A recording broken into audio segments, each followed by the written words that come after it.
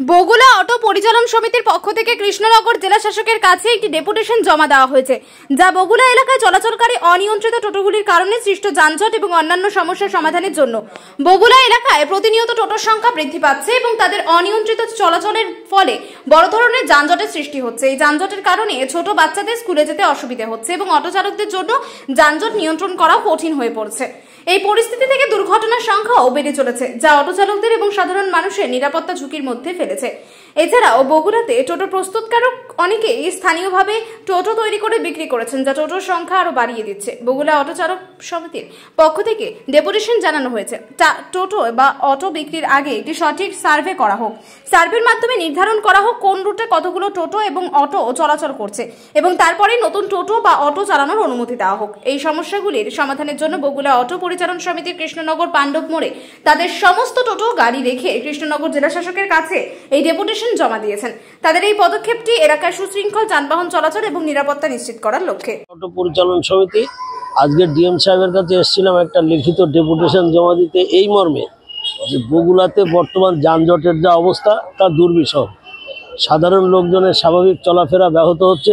School কলেজের বাচ্চাদের যাতায়াত থেকে শুরু করে মুমূর্ষু রোগী নিয়ে হসপিটালে যাওয়ার ক্ষেত্রেও ব্যাপক প্রতিবন্ধকতা তৈরি হচ্ছে। এক কথায় এই যানজট না সরালে খুব মুশকিল হয়ে যাবে। এক, দুই হচ্ছে প্রতিদিন ছোটোখাটো দুর্ঘটনা ঘটেই চলেছে। বগুড়া বাস স্ট্যান্ডে দুদিন তিন দিন পর পর একটা করে টোটো বিশেষ করে পাল্টি হয়ে যাচ্ছে। বগুড়া গত এক সপ্তাহের মধ্যে 3 থেকে 4টে টোটো পাল্টি হয়েছে বাস স্ট্যান্ড এবং ট্রেন্ডস, বগুড়া রিলায়েন্সের যে ট্রেন্ডস আছে সেই শপিং মলের সামনে। আমরা এই ব্যাপারে বলতে এসেছি যে অপরিকল্পিত অনিয়ন্ত্রিত এই অটো এবং টোটো এইগুলোকে নিয়ন্ত্রণ করতে হবে। প্রথম হচ্ছে নিয়ন্ত্রণ করার প্রস্তাব হিসেবে আমরা বলেছি বগুড়াতে 3-4টে আপনার টোটো প্রস্তুত করার কোম্পানি আছে, যারা প্রতিদিন যত টোটো তৈরি হয় সব লোকালে বিক্রি করছে। এখানে আমাদের আপত্তি আছে। আমরা বলেছি এইভাবে বিক্রি করলে হবে না, তার ব্যবসায়িক স্বার্থে আমরা জানি তাকে বিক্রি করতে হবে, দূরে বিক্রি করুক।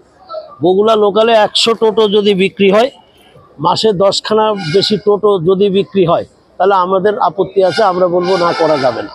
আমরা সেই সব ব্যাপারে ডিএম সাহেবের কাছে এসেছি বলতে, যেটা করুন। যেমন অটো নিয়েও আমাদের কিছু বক্তব্য আছে। নতুন করে কোনো অটোর পারমিট দেওয়ার আগে প্রপারলি সার্ভে করতে হবে কোন রুটে কতগুলো টোটো বাস্তবসম্মতভাবে চলতে পারে। টোটো চলতে পারে 10খানা অটো, আপনি সেখানে 70-80খানার পারমিট দিয়ে বসে থাকেন। এই যে অপরিকল্পিত বেআইনি নিয়ম বহির্ভূত এইভাবে করলে হবে না। আমাদের প্রধান এবং মুখ্য দাবি একটা আছে যে কোনো রুট পারমিট দেওয়ার আগে প্রয়োজনে আমরা সব রকম সহযোগিতা করতে রাজি আছি। আমাদের ডাকা হোক, আমাদের সাথে বসা হোক, প্রপার সার্ভে করার ক্ষেত্রে গাড়ি দিয়ে হোক, লোকাল চিনিয়ে দেওয়া কোন জায়গাতে কোনটা কত দূরত্ব কত কি সুবিধা অসুবিধা আছে সব আমরা তাদেরকে ফায়ার অ্যাওয়ার্ডসগুলো দিয়ে তাদের আমরা সহযোগিতা করতে রাজি আছি। কিন্তু প্রপার সার্ভে না করে কোনো অটো রুট আর দেওয়া যাবে না। এবং এই বিশেষ করে টোটো প্রতিদিন হচ্ছে কি অটোর সাথে টোটোর সাথে টোটো নিজেদের প্রতিদিন প্রতি মুহূর্তে গোলমাল হয়ে ওঠে। যে কোনো দিন বড় সড়ো ধরনের দাঙ্গা বেঁধে যেতে পারে। আমরা এইসব ভয় থেকে, এইসব আশঙ্কা থেকে ডিএম সাহেবকে বলতে এসেছি সত্যি একটা। তো আমাদের এই মুখ্য দাবিগুলো ডিএম সাহেবকে আমরা ইতিপূর্বে চিঠি দিয়ে 2011-12 সালে আমরা জানিয়েছি, কিন্তু সুরাহা কিন্তু হয়নি ভাই। পরিবহন ব্যবস্থা না, কোনো ব্যবস্থা আজ পর্যন্ত নেওয়া হয়নি। এখানেই তো আমাদের সব কিছুর মাথাতেই তো ডিএম সাহেব আছেন। আমরা আঞ্চলিক পরিবহন কর্তাকে ফোন এর আগে লিখিত দিয়েছিলাম, ডিএম সাহেবকে দিয়েছিলাম, এসডিও রানাঘাটকে দিয়েছিলাম, বিডিও হাসখালিকে দিয়েছিলাম, ওসি হাসখালিকে দিয়েছিলাম, কিন্তু not yet taken any action. আমরা চাইছি এই টোটো তৈরি আগে নিয়ন্ত্রণ করা হোক। এত টোটো তৈরি করা যাবে না। যদি তৈরি করতে হয় লোকালে বিক্রি করা যাবে না।